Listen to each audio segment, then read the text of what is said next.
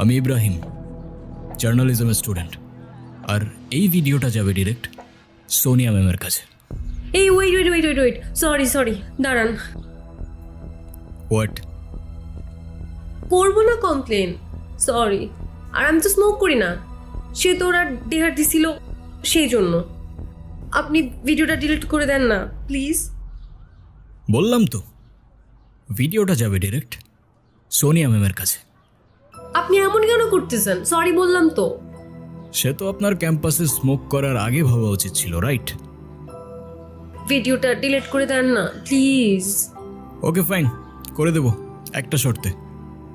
কি শর্ত বলেন? তোমার মায়ের নাম্বার দাও, তাকে ভিডিওটা দেখাই, তারপর ডিলিট করে দেবো। এইটা করেন না প্লিজ, আমার মা জানলে আমি একদম শেষ। তাহলে যতক্ষণ তোমার মায়ের নাম্বার না দিচ্ছ ততক্ষণ ভিডিওটা আমার কাছেই থাকুক।